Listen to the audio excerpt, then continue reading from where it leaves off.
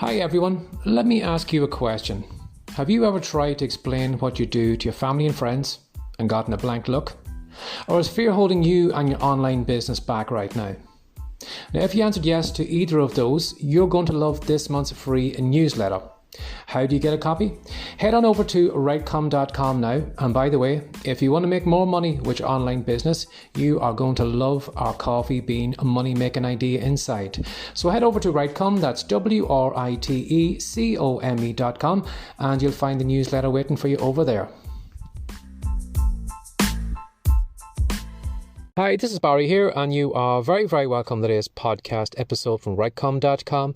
And today's podcast episode is entitled Business and Fitness. It's really all the same. Now, I was taking a walk the other day and I was just listening to Gary Vee's podcast, and I stopped on hearing him compare business to fitness.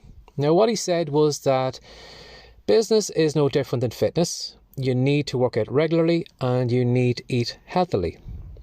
And it made me think, how many of us think that showing up for a few days and then taking a few weeks off is going to get us anywhere. It's like the equivalent of counting calories for a few days and then attacking the fridge for the rest of the week.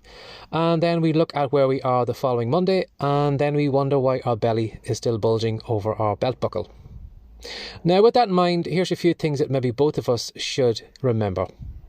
Now, the path to business and fitness is a never-ending one.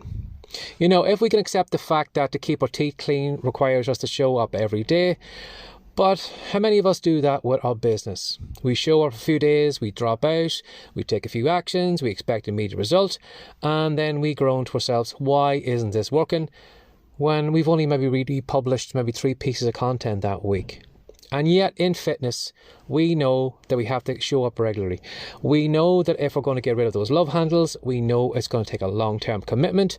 We know we're not going to be able to look in the mirror and see instant results. You're not going to be able to go for a run on the treadmill, stand in front of the mirror 5 minutes later and expect those love handles to be gone. They're still going to be there. That you're not going to get an instant result. And that when you get there to whatever the perfect goal is that you want to achieve, whether that's losing 10 pounds or 20 pounds, if you go back to your old habits, that those curves are going to creep back on again and you're going to be back at square one. You also know as well that there's going to be sweat involved. And yet, how many of us go on the internet searching for a business that makes a passive income? Too many of us, unfortunately. But when you think about it, there is no real thing as passive income. Sometimes some things may come close to it, like maybe putting money into investments or something like that. But when you give it some thought, it's not something that you can do and forget about. It's going to be something that you're going to need to monitor from time to time. If you've got shares in a company, you're going to have to check it every so often just to make sure that company doesn't go bust. You have to make sure that maybe if the next pandemic comes along, that it's not going to kick the stool out from under your shares and then you end up back at zero. So even though a passive income might seem hands-free, it's still going to take up some of your mental bandwidth.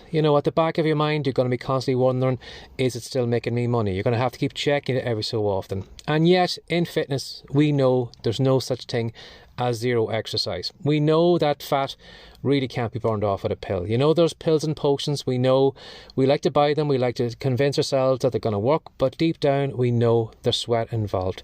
We know there's roads that need to be run. We know that we're going to have to do things that are uncomfortable to lose weight. And we know that no one is going to carry us over the finish line. We know we need to put in the work ourselves. And again, too, when it comes to fitness, we know that having a goal makes a big difference. And in business, a lot of us don't really think about why we're doing the thing that we want to do. Why are we doing it? Why are we showing up? Why do we want a business? Is it for money? Is it for fame or legacy? And sometimes, not having a name really affects us in a business. We probably, if you haven't got a strong enough goal, is it going to motivate you? If you have no goal, chances are good you're probably not going to show up enough times because you don't really know where you want to go to. Now, while myself, I'm not a big fan of having long-term goals, because sometimes it does work against you. Sometimes you look at where you are to where you want to be, and there's a huge gulf, and it gets you down when you don't seem to close that. So I'm more of a fan of kind of having daily goals and daily actions that you can do. Because if you have, even a small daily goal, at least you can look and you can say, well, today was a good day or today was a bad day. I got the actions done that I need to do, or I didn't get them done. And again, too, if you've got actions and a small goal every day, you'll know, and you'll be able to look back at the end of the day and you're going to say, well, today was a good day. It was a productive day. I did the things I needed to do. I know it's a small step, but it's bringing me near my goal. And yet in fitness, a lot of us have a goal. We know that we probably need to lose 40 pounds. We know that we need to go on the advice the doctor's given us. The doctor says if we don't lose that weight, we're going to probably become diabetic, and we're probably going to need to take medication. Or we know that maybe there's a wedding coming up. We need to get in shape, maybe for our own wedding, or maybe for a child's wedding, maybe our daughter or son's getting married, and we want to look our best on that day. So we have a goal in mind, we have an idea of where we want to be, and in fitness we're probably picturing that idea over and over again, what it's going to be like maybe to have those 40 pounds gone, or having the doctor pat us on the shoulder saying congratulations, you don't need to go on that medication, or maybe picturing ourselves at that wedding standing there with a big grin on our face and we're in the best shape of our life. We also know too, when it comes to fitness, that we know we won't be able to do it alone. And yet in business, a lot of us forget that. We forget that, there's probably a good chance that whatever we're going to do, it's going to require other people. Now, be that maybe the support of other people, maybe other people's knowledge, or knowing where we can find those people for customers. We are going to have to deal with people, and yet a lot of us, when it comes to business, don't like dealing with people. We think that we can show up sporadically, not have to answer someone's question, hide behind a shopping cart, not write emails and send them out to our followers. We are afraid to do that, afraid to deal with people. And yet when it comes to fitness, we know that if we're going to be successful, it probably means we're going to need a training buddy. It probably means that we're going to need to get into a weight loss group.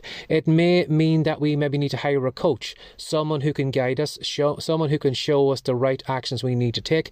But we know that in fitness we need to do that, but in business, we don't think we can do that. We don't think that we need people, or we don't need to know, have all that knowledge. We think we can just throw ourselves into it, and then all of a sudden we're going to become a blogger overnight, a sensation on YouTube, without having to deal with other people. We think we can automate it, or have as little dealings with people as possible. But in fitness, we know if we're going to get in shape, it's going to involve people in some way. So on the surface, business mightn't seem a lot like fitness, but the more you think about it, the more you realise that, getting into shape and growing a business is, as Gary says, it's going to require dedication. It's going to make you stop doing dumb stuff, because when it comes to weight loss, that there's going to be effort involved. That you need to show up regularly. That you need to watch your calories.